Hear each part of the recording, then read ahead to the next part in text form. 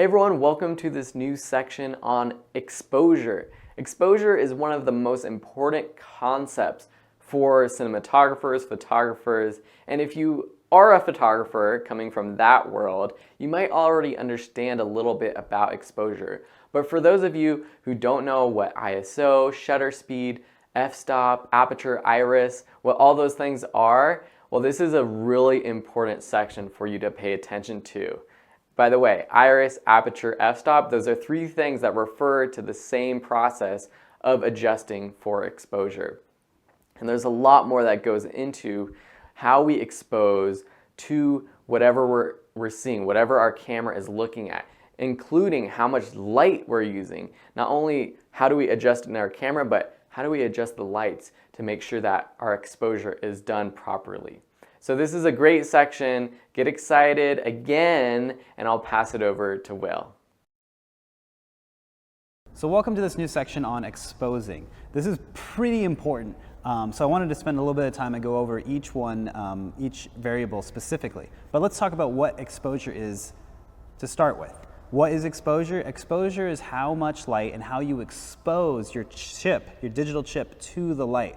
So basically we want to make sure whether the exposure is right on or too hot or too dark. So overstops or underexposed, overexposed. Exposed is just a nice clean image where you can see everything and everything is in detail. It really has to do with the amount of light that's coming in and what you can see and what you can't see.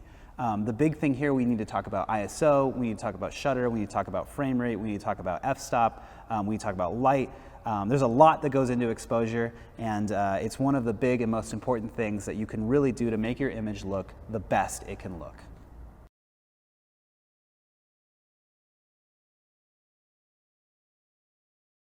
So let's really quick talk about frame rate before we get into ISO and whatnot. The thing about frame rate is that you really want to set that first. That's really the first thing you want to set, mostly because it depends on the project you're shooting. If you're shooting 24 frames per second, or if you're shooting 60 frames per second or 30 frames per second. We had talked about frame rate before.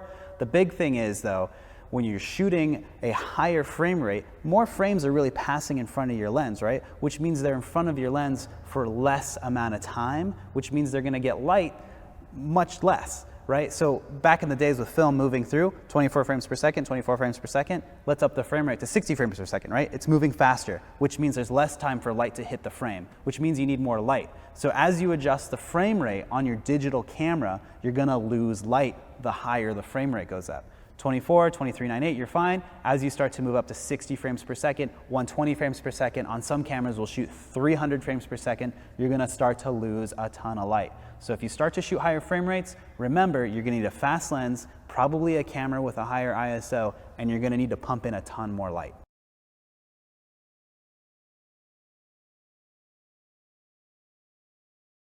So the first thing we want to talk about is ISO. After you've picked your frame rate or your frames per second, we want to talk about the sensitivity of your chip or of your film. Now ISO actually derives from film or from ASA ISO and really stands for the international sensitivity of what your film emulsion was. So some film was more sensitive to light, other film was less sensitive, and that really determined how much light you should or shouldn't let in to touch your film. Now translating that to digital chips are treated the same way. Remember I said that we're going to refer to things back from film language, and really this is more digital now. So digital ISO is how sensitive or not sensitive your chip is to light. So that means, will it react and bring in and record brighter light or less light? So with ISO, there's numbers, right? So ranging generally from about 100 to 200 is your low ISO, lower number, lower sensitivity, as opposed to your higher ISOs, which will go up to 1600, 3200. I've seen cameras go up to almost 50,000 on some of the mirrorless cameras. But for right now, our range is going to be low ISO, 100 to 200, up to about 1600 or 3200 ISO. Now I have here a generally exposed cup that we're recording on. Right now, I'm at ISO 640 and I'm at f-stop 5.6. So you know the f-stop, we'll talk more about that later. The ISO is at 640 for the Canon C100, which is kind of a suggested ISO. It ranges, everyone has arguments on what ISO to shoot at on what camera. But for now, we're just talking about what ISO is. So we're at 640, I'm gonna change it and go lower on my ISO. That's a 500 ISO. You can see how we lost a little bit of light because the sensitivity is not as sensitive to light, so it's not picking up as much of the photons. So let's move down. This is 400 ISO. Again, it's getting darker, right? We're losing light because our chip is not as sensitive as it is before. Let's go down to 320, which is as far as the C100 will let us go down to 320. It's a pretty low ISO. And we see we're very dark. We've lost a lot of light, even though we're pumping in a decent amount of light on both the cup, the background, and the shadows. And you can see that we're losing detail in the blacks and the shadows because our ISO just isn't bright enough. So if we're shooting a really dark scene, which we're not, we would want to move our ISO up. So just for example, let me show you what happens when we move back up. 400 ISO, 500 ISO, 640 is where I started at, 640, 5.6, which I think is a nicely exposed image for this cup. Now let's move past that. We're moving up numbers, which means we're highering the sensitivity of the chip that we have. So let's move up 640, 800 ISO, it got brighter, right? The light is affecting the sensitivity of the chip. Let's move up more. 1000, 1250, 1600 ISO. Now see how bright it is now? The chip is so sensitive to that light coming in now. We've told it that it can accept brighter light. And you can see the whites have become super white. You can see that we've gained more detail in the shadows there. Now, here's something to keep in mind. As we up the number of the ISO and it becomes more sensitive, you're adding in more digital kind of numbers is the way I think about it, and it starts to become grainier. Now back in film days, they would put more chemicals in and higher sensitivity chemicals, which would cause grain.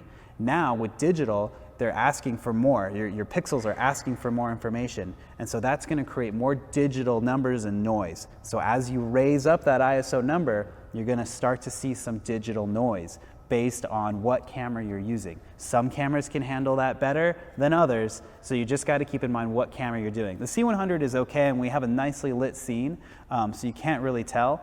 But let's see, as we move up, we're at 2000, 2500, 3200. That's pretty bright. You can kind of see a little bit of noise on your image. 3200 is like a decent place for the C100, and it can handle a little bit of a higher ISO. If I was at 3200 on like an old Nikon D90, we'd start to see tons of noise. So I think the thing to do is, just to show you, we're going to move all the way up to 8,000. This is 10,000 ISO on a C100. It has blown the crap out because it is so bright, it is so sensitive, and you can kind of see a little bit of noise. Now, a fun thing to do for you so you can see what the noise looks like is I'm going to turn off the lights and we'll leave it at the high ISO so you can actually see the noise that I'm talking about. So I turned down my lights so you can't see me as well, but I wanted to show you, here's the cup. We're still at 10,000 ISO. Now I'm going to pump up.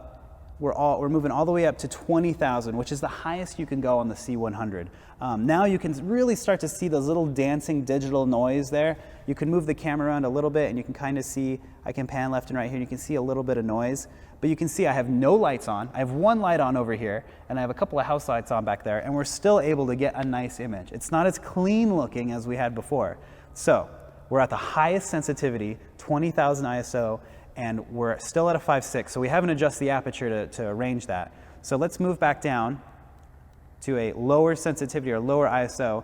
Remember my base was at 640? Here's 640. That's 640 ISO with no lights. You can see the chip is not sensitive whatsoever, really, without having these lights on. And you can see that it is a cleaner image. There's less noise.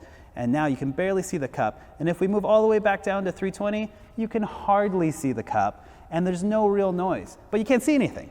So the best thing to do with ISO is to kind of pick the standard or the native ISO if you're into that and you know exactly what cinema native ISO is your camera, and stick with that. I'm going to stick with 640 because that's kind of a good general place for this project, for this, and then we'll make adjustments based on other things like f-stop and light and all that, and we'll see where we go from there.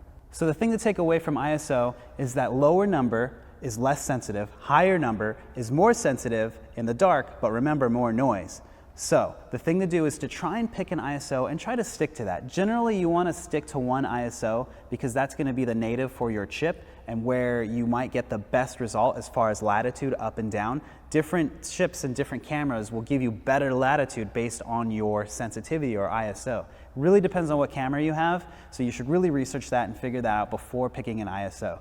Typically, I will pick one ISO and I will stick to it the entire project, and I will adjust around that ISO. So that's the best thing I think that you should be doing. Pick an ISO, stick to it, adjust everything else around that ISO and around your frames per second.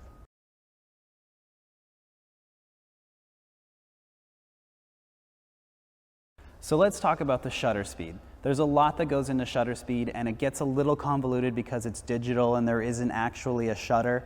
But let me explain, first of all, what shutter is. Now, if we go back to film, like motion cinema film, back in the days, there'd be a film strip running through your camera, just like that, up and down, up and down, up and down. Now, if we were just to expose straight light to that, it would end up just being a blur of light. So in order to capture those images, we need to have something that blocks it every so often to create that separation in frames, right? So they created a shutter. Basically, in a film camera, it was, imagine a pizza and some slices taken out of it. Typically, 180 degrees, so about half of it, would spin just like that as the film went by behind it. And that would create different frames on every piece of film. Instead of having one streak of light, we'd have images. We'd have those 24 images. Now that shutter would speed and allow 24 frames to come in a second, and it would also create a black and then white, black and white, black exposed, black exposed, black exposed, to create that separation in frames. So that affects your image greatly. Now, if your pizza is only half, you're creating those frames. Imagine eating more of that pizza and having more light come in through that shutter. There's going to be more of a blur, right? So that won't be as crisp. So imagine a 45-degree shutter. There's more light coming in as it spins. Your image is going to be a little blurrier and not as clean cut. Now go the other way. Add more pizza to your shutter, so there's only a 45-degree left. You're going to miss different movements, right? So if I'm moving my hand, you might miss this movement when my hand's moving up and down. You might miss this, right? Because there's less light coming through your shutter. So that's the way shutters originally worked. I know that's a lot to handle right now. When we move into the digital age, there's nothing doing that because they're doing it digitally. Now DSLRs, a shutter is typically that single lens reflex, right? Up and down, up and down. So it opens up, lets light in, closes it. With 24 frames per second, a typical good shutter is 180 degrees, which is from film age, or in shutter speak, a 1/50th or a 1/48. So those are really where you want to be landing your shutter at 24 frames per second. Digitally, it's a little hard to explain because it's numbers and zeros and all that stuff. It's not an actual shutter going, but they've landed at that calculation within the computer and the processor to be almost double whatever your frame rate is. If your frame rate's 24, a good shutter for you to shoot at that will look normal will be a 1/48th or a 1/50th. Also, on some cameras, on the C100, I can look at it as a 1/48th, or I can look at it as a degree, which is 180 degrees, which is a kickback to the way film shutters used to be. So just keep in mind that's the standard. Now, if you're going to shoot at 30 frames per second, or you're going to shoot at a higher 60 frames per second, you need to make sure that your shutter is going to match that. Otherwise, it's going to look strange if that film is moving faster and your shutter is different, right? So you will always, as a rule of thumb, double your frame rate to get your shutter that you should be at. Your shutter should be at 120 over or under 1 if you're shooting at 60 frames per second, or in that range per se. Another thing to do with shutters is if you are having a closed shutter or a higher shutter, you will get more detail. So typically, a lot of green screen things that I shoot when I shoot at a higher frame rate, I'll tend to shoot at a higher shutter so that I get that more crisp detail so that post-effects guys can go in and really find how to track and change the green and stuff. The big thing you got to remember, and we'll show you right now, let me roll here on this camera. Right now we're at 1/48 because we're shooting 24 frames per second, and we're in the fraction mode. When I change the shutter and I go higher up on my shutter, there's less light coming in, right? So this is at 1/100th. Less light coming in, again, that affects your exposure, which is why we're talking about this. So if you do shoot at 60 frames per second, you're gonna have to raise your shutter, you're gonna lose light. So you gotta remember, you're gonna have to build in more light or change your ISO at that point to get a higher sensitivity. I tend to wanna build in more light because you wanna stick with your ISO, but remember your shutter is gonna greatly affect how much light is coming in or coming out. Typically, if you're just shooting normally, 24 frames per second, a normal project, leave it at 1/48th or 1/50th and do not touch it. And it will be fine, it will look great at the end of the day. You really only have to worry about changing your shutter if you want that effect or if you want to shoot at a higher frame rate. But you really should research what is best for the frame rate that you're shooting at and the camera that you're using. When you pick up a DSLR, I know people tend to look and try and add light. If they think it's too dark or their lens isn't fast enough, they may start to look at the shutter and start lowering it or raising it depending on if they have too much light or very little light. Not a good idea. I do not suggest doing that because it will affect the way your image looks. It'll affect the way it handles the refresh rate almost. It'll look either more crisp or less crisp, and you really want it to be a standard way of shooting things. If you start to raise your shutter, like I said, detail will start to come in. Sure, you'll have less light or more light, and it'll change one way or the other depending on if you're shooting up or down. The thing to do is to leave your shutter where it's at and really mess more with the ISO and find a place where you feel comfortable with the noise level, or use your f-stop. Really, your f-stop and the amount of light they have come in is really where you should be looking at.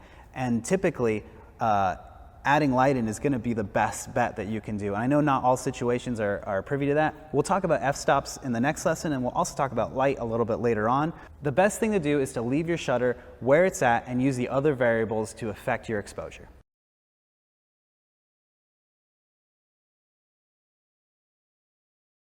So let's talk about f-stop. This is one of my favorite things, mostly because it's just so easy to adjust. F-stop is the aperture, or the aperture ring that's inside your lens. And basically it's the hole that lets the amount of light in for exposure. Now it's a little odd because the numbers are backwards, but the higher the number, like a 22 or a 16, the smaller the hole, the less light is able to come in. So adversely, the lower the number, 2.8, 1.4, 5, 6, the bigger the hole, the more light that comes in. So really that affects how much light's coming in and how much you're allowing coming in and out, and how you want to really let the amount of light in coming in based on everything else that we've talked about, based on your ISO, based on your frame rate, based on your shutter. Now, how much light should you let come in? Probably the more amount of light you want coming in. But there's other effects that the f-stop takes, but let's first talk about exposure with it. So let's take a look. I have our Starbucks cup. We're still back at our same ratio. We're at a 5.6, we're at ISO 640, and we're at a 1/48 shutter. Now I'm gonna adjust the f-stop so you can see we're on a Canon 24-70, which is a 2.8 lens, and let's just close down quite a bit. So we're at 5.6, here's a 6.3 because it moves in those fractions, here's a 7.1, here's an 8, which is a standard f-stop. We'll move up to the next standard, which is 11. Here's an 11 f-stop. You can see as I'm closing the hole, we're letting less light in. So as we move up to a 16, which is the next standard, you can see there's even less light, and moving up to a 22, even less light. So typically you probably wouldn't be shooting at a 22 or a 16 unless you forgot ND filters and you needed to let more light in. So let's go the other way. Let's start at a 22. Here's our 16 that we saw, here's our 11, here's our 8, here's us back at 5.6, which I think is a nicely exposed image. Now let's open up more and let's see what the effect is. You can see when we go to a 4, we have more light. You can start to see into the shadows a little more. The whites are really becoming more white, and you can see now that we move to a 2.8, which is the next standard, again, more bright. That's about as wide open as this lens gets. Tons of light coming in. You can see that the background's just white. We can see detail in the shadow. Really the takeaway here is that the smaller the number, the bigger the hole in the f-stop range, the more light comes in. The higher the number, the smaller the hole, the less light that comes in. You want to adjust those accordingly to get exposure. The other thing with f-stops and apertures is that it affects your focus. This is a little strange and a little hard conceptually sometimes, but typically when you have a bigger hole, the more shallow depth of field you'll have. If you have a smaller hole and the more closed down aperture you have, the more things will be in focus.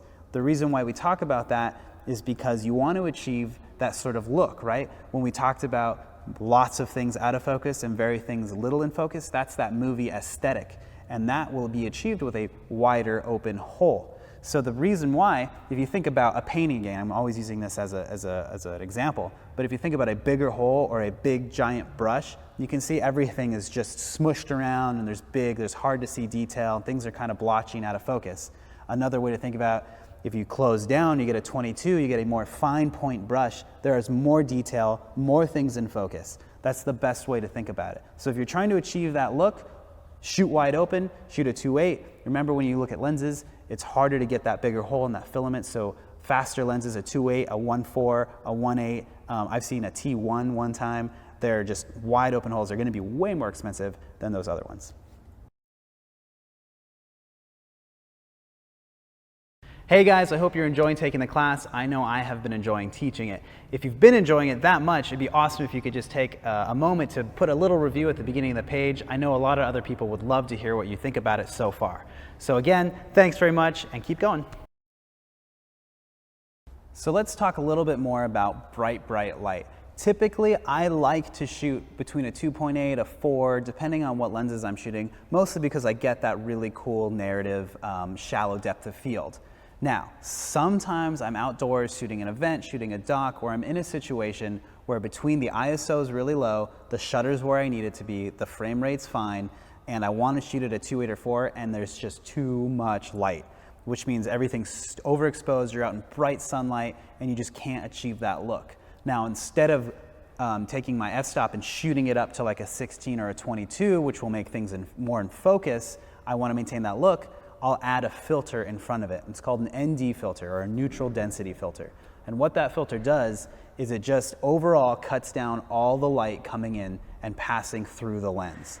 The big thing that you use that for is you use that in order to maintain my 2.8 or my 4 f-stop so I can keep that look, right? So the big thing about ND filters is that there's several different ones. There's typically it's an ND3, a 6, and a 9, or it's a 0.3, a 6, and a 9, and a 1.2 or a 12. And so the cool thing about those is that some cameras have them internally. Other cameras, you have to actually get something that'll screw onto the lens, or you'll have to put something that's in front of them through a matte box. I'm going to demo right here. If we roll on our C100, the cool thing about the C100s is that they already have them built in. I'm actually going to go over to ISO, and I'm going to pump up the ISO to about 3200. Now that's 3200. Let's go a little bit further. 4000. I would never shoot at 4000, but just for purposes of this, we're pretending that there's a ton of light coming in. Now you can see our cup is just totally blown out.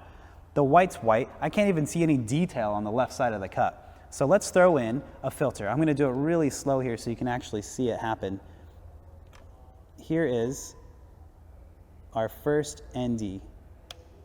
Now, that's an ND1. That's taking down 2 stops. You can see that we got a little bit more detail, so we can go from an ND1 to no ND, see how bright it is.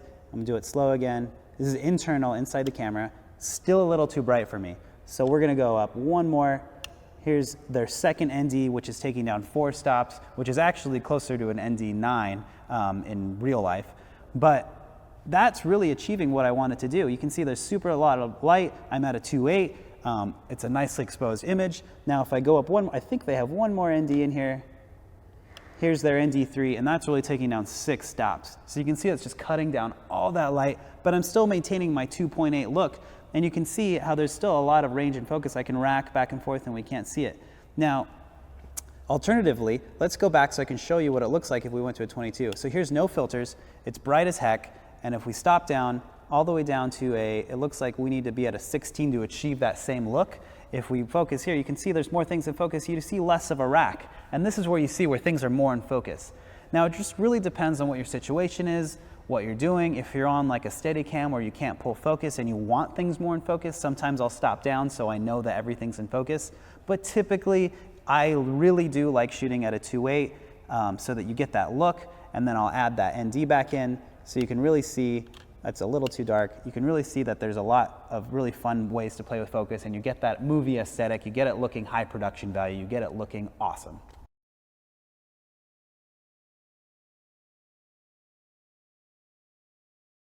Okay, so now that I've talked all the details on what you want to use to expose your film, how do you tell if it's actually exposed? There's several ways to do this. Also, it depends on what camera you're using. I'm going to go over the C100 really quick so we can talk about the waveform and just your eye, and then we'll talk more about DSLRs and bigger cameras. So here you can see we have our exposed, we have our cup here, and what I pulled up right here is a waveform. It's not my favorite meter, but it's all that this camera has for now. And basically this is telling you what's clipping, or what would clip at what's called 90 clipping, or what it would be shadows under 0. The thing is, you can see right here, if I put my hand in front of it, see that green thing? It changes. Now if I'm here at 0, you can see it's all the way down to 0, and that's where we're gonna lose information. Now, alternatively, if it's too bright, you can see the green will go all the way up really high. The point of a waveform or a histogram is to get the fattest signal in the most center point that you can. You don't want to be clipping your whites, or you don't want to be losing any detail in the whites, and you don't want to be losing any detail in the blacks. Now you can see as I shift the f-stop here, you can see that whole thing shifts down towards black as I stop up and I go towards a 22. Now it's too dark. You can see it's pretty low, and you can see that it's too low on the meter. It's also too low on your eyes. Now with the C100, I would trust the monitor for exposure. Maybe not for color, but for exposure. You just want to be cautious of the shadows and the peaking, which is the highlights. Those are the two things that are going to lose the fastest. Now alternatively, if I open wide up, you can see how that shoots right up above 90. You can see 90 right here on that very top line. So I want to shoot just below 90 so that I know we're getting a nicely exposed image. Now I exposed this earlier without the waveform, just by eye, and then we're here at a 5, and we're pretty close to what I thought by an eye. I thought it was actually going to be a 5.6. We're at a 5 here. If we go up to a 5.6, you can see probably even more detail, which is nice because I know that when we have a fat image or a fat signal on a meter, that we can actually tend to fill that out in post. Now every camera is different. Every camera is going to expose differently. The other way to do it is with DSLRs. Now it's hard with DSLRs because you don't always want to trust the little monitor, and there's no actual live histogram on most DSLRs. This is a waveform. A histogram is a little different. You may have seen it in some other classes where it's more of just a graph meter, and it shows you which level your lights are going to towards shadows or towards highlights. Again, same thing with the waveform. You want a fat signal in the middle. So that's really where your midtones are, where you know you're going to be able to pull up and pull down from either end of the spectrum.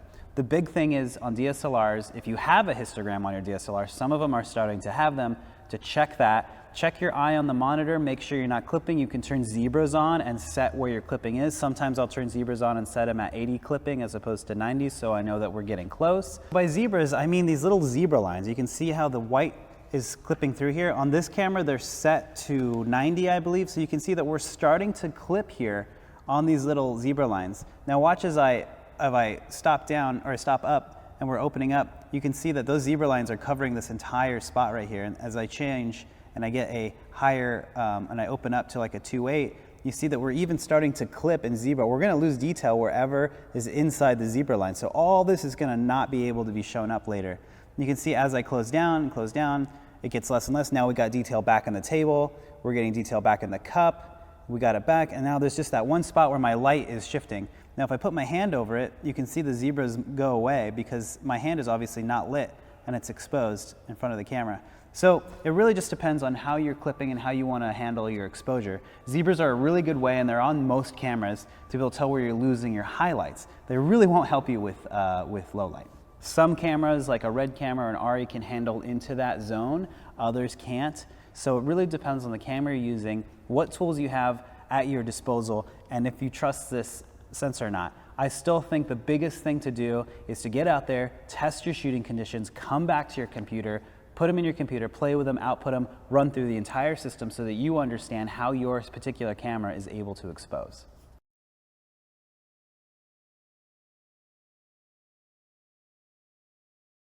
So what's my process? And it really depends on what I'm shooting. I'm going to first talk about narrative, and then I'll talk about doc or events. With narrative pieces, I tend to go in knowing what camera I'm shooting, how it handles exposure. I know what lenses I'm using and what f-stop those lenses are looking nice at, and I know how much light I'm really going to have. So there's a lot of variables beforehand that I'm able to rely on.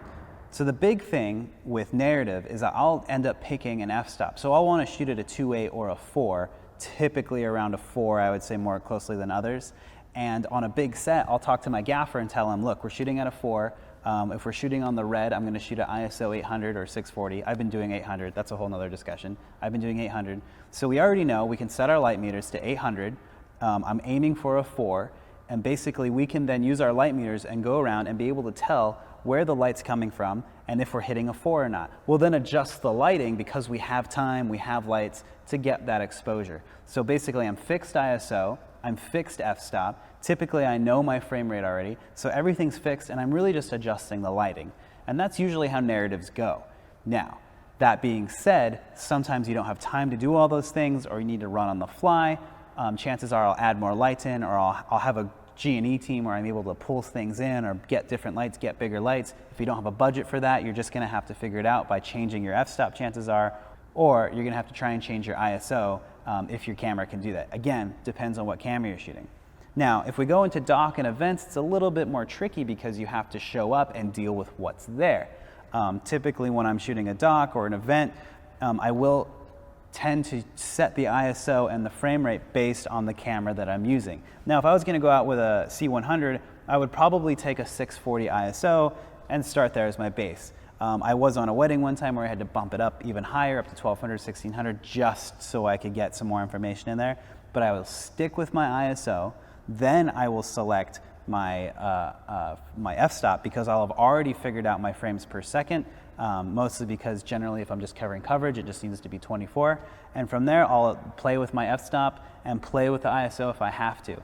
But the big thing is to figure out what your variables are, what you're able to change, and what you're not able to change. A lot of run and gun stuff is going to involve NDs and changing your ISO. A lot of narrative stuff is going to be more changing your f-stop and adding more light in.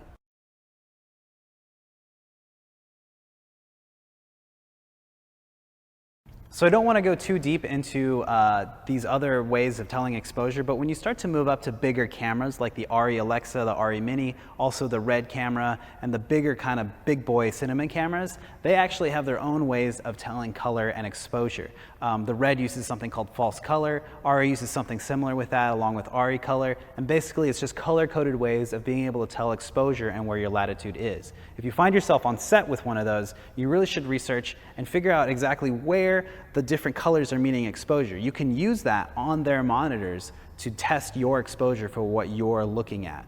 A lot of times I use that on Red camera. I tend to shoot on the Epic and the Dragon a lot, where it will tell me purple is underexposed and pink and yellows will be in the higher zones. And that's kind of really cool because it's another tool that you can use for exposure. Again, it's not on any of the smaller cameras that I know of. It may be starting to come out in the Canon series, Mark II series, but as you go further and start to get bigger and bigger cameras, it's just another tool in your toolbox to know about and be aware of.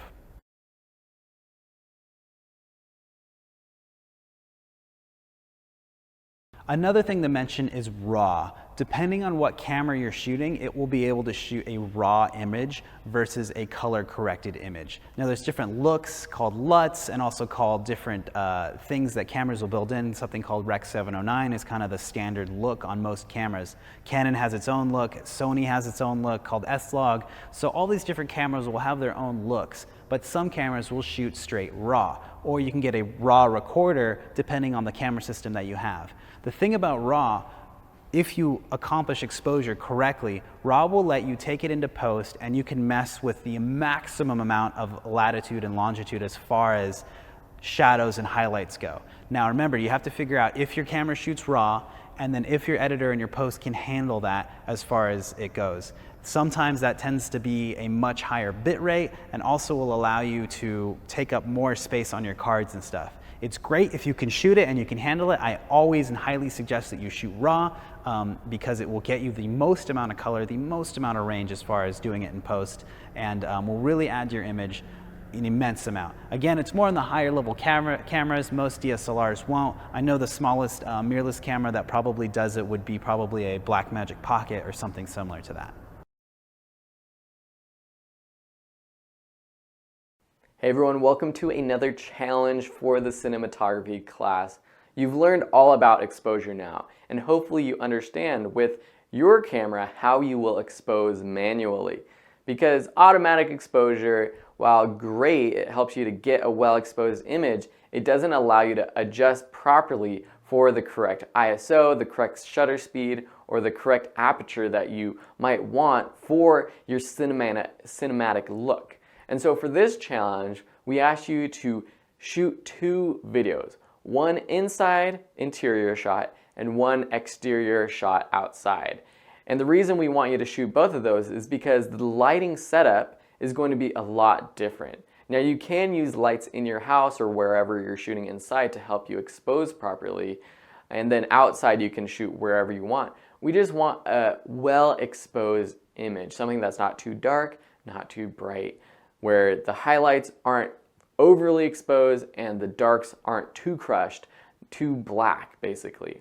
And so the challenge is to do those two shots, to shoot an interior and exterior and make sure that they are exposed properly. Now, wherever you're watching this, you can always share your work with us. You can post it online and share it with us at videoschoolonline.com, or you can send us a message through the course page. We would love to see your work, but really this challenge is meant to be for you. So there's no need in posting online if you don't want to, but if you can, we would love to see your work. Thanks so much for watching, and we'll see you in the next section.